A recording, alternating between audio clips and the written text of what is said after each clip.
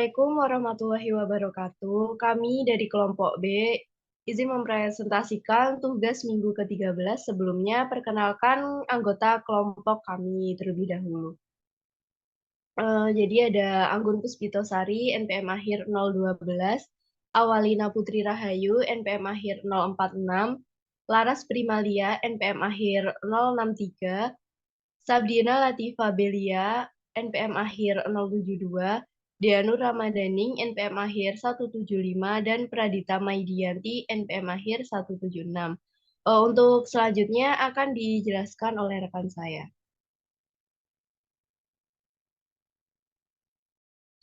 Baik, untuk yang pertama yaitu membuat soal tentang liabilitas jangka pendek. Kita membuat pada tanggal 1 Mei tahun 2023, PT Ocean meminjam uang pada Bank Rimba sebesar 600 juta dengan bunga 6% untuk jangka waktu 3 bulan. Tidak ada provisi yang dikenakan oleh bank atas utang ini. Pembayaran utang pokok dan bunga akan dibayarkan pada saat jatuh tempo. Diketahui utang pokok adalah 600 juta dan bunga sebesar 36 juta dari 6% 600 juta. Jadi setiap bulannya akan membayar bunga sebesar 12 juta. Next. Untuk yang pertama yaitu pada tanggal 1 Mei 2023 di jurnal kas sebesar 600 juta dan utang bank sebesar 600 juta. Untuk selanjutnya akan dijelaskan oleh rekan saya. Baik, selanjutnya 1 Juni karena ini 3 bulan, jadi kita diangsur selama 3 bulan. Kita hitung dengan menggunakan jurnalnya per bulan. Untuk 1 Juni 2023, utang banknya 200 juta, sedangkan beban bunganya 12 juta. Nah, untuk kasnya 212 juta.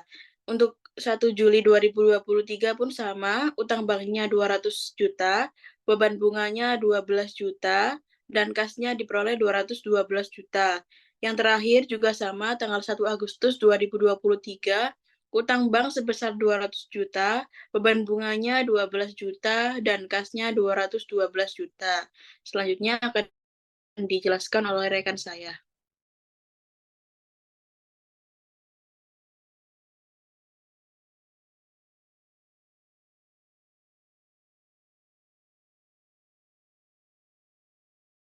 Oke, soal yang kedua yaitu mengenai provisi. Soal yang pertama, PT JTKET Indonesia dituntut sebesar 8 juta oleh masyarakat yang mengklaim ganti rugi akibat kerusakan pada bagian dinding yang disebabkan oleh aktivitas pembangunan perusahaan. Pengacara perusahaan akan bertanggung jawab atas kerugian yang diakibatkan dari situasi tersebut.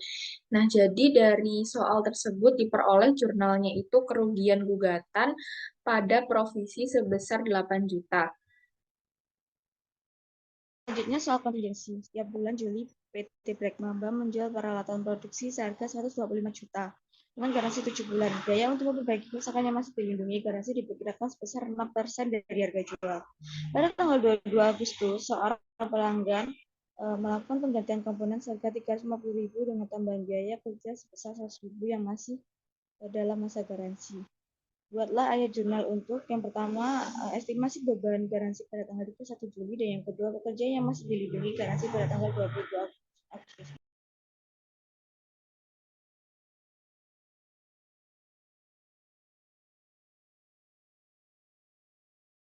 Baik, di sini saya akan menjelaskan yang poin A, yaitu membuat ayat jurnal dari estimasi beban garansi pada tanggal 31 Juli. Jadi untuk garansinya itu karena tadi disebutkan garansi sebesar 6% dari harga jual, yaitu 125 juta. Jadi untuk menghitung garansinya adalah 125 juta dikalikan dengan 6% diperoleh hasil 7.500. Jadi untuk ayat jurnalnya adalah beban garansi produk pada utang garansi produk sebesar 7.500.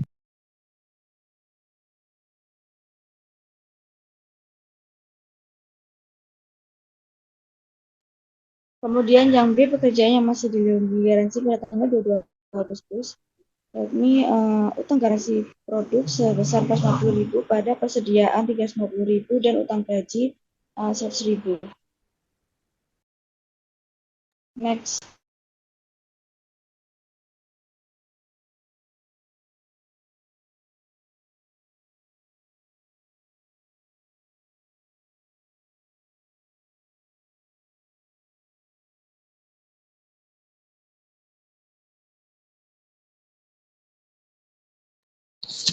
Baik, untuk yang selanjutnya yaitu membahas tentang dokumen dari PT Samkro Yosung Adi Lestari. Yang pertama yaitu membahas mengenai liabilitas jangka pendeknya.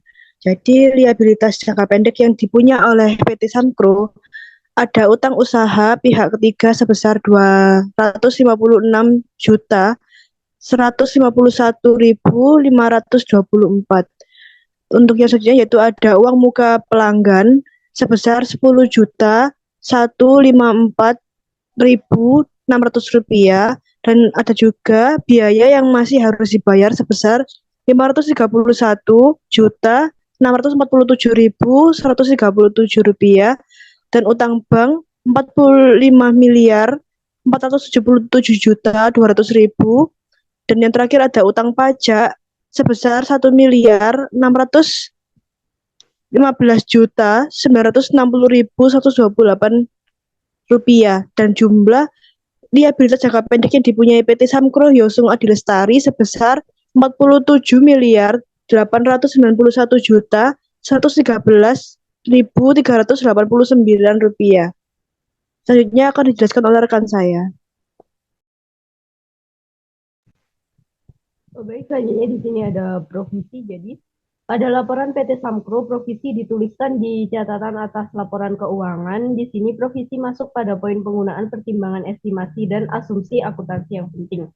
Jadi lebih tepatnya, provisi ini dituliskan atau tercantum pada pajak penghasilan. Jadi pertimbangan signifikan digunakan dalam menentukan provisi atas pajak penghasilan badan. Terdapat transaksi dan perhitungan tertentu yang penentuan pajak akhirnya adalah tidak pasti sepanjang kegiatan usahanya.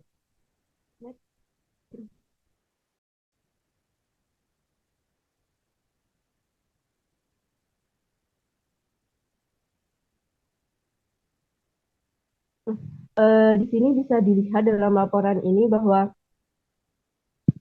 provisi ini dituliskan sebagai taksiran laba rugi, di mana taksiran ini belum masuk atau belum diterima pada kas. Jadi ditulis di taksiran laba rugi kena pajak setelah kompensasi rugi siksa.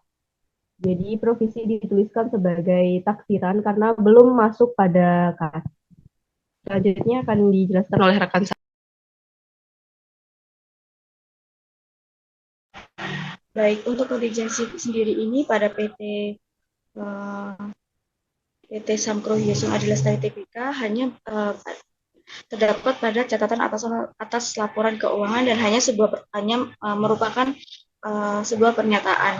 Jadi pernyataan yang pertama ini tercatat pada ikhtisar kebijakan akuntansi signifikan.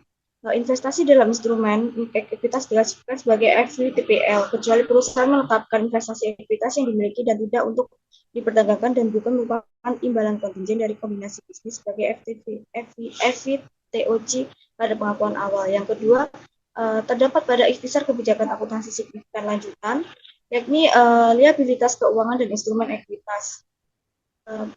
Liabilitas keuangan yang bukan merupakan pertama imbalan kontingen dari pihak pengakuisisi dalam kombinasi bisnis, yang kedua dimiliki untuk diperdagangkan atau ditetapkan sebagai FVTPL, selanjutnya juga sebagai biaya perolehan diamortisasi dengan menggunakan metode seperti. Yang terakhir ada pada penggunaan pertimbangan estimasi dan asumsi akuntansi yang penting. Nah, penyusunan laporan keuangan sesuai dengan standar akuntansi keuangan di Indonesia mengharuskan manajemen untuk membuat estimasi dan asumsi yang mempengaruhi. Pertama, laporan jumlah aset dan liabilitas, pengungkapan aset serta kewajiban kontingen pada tanggal laporan keuangan, dan laporan jumlah pendapatan dan beban selama tahun laporan. Baik, sekian presentasi dari kami. Mohon maaf apabila ada salah kata. Sekian, terima kasih. Wassalamualaikum warahmatullahi wabarakatuh.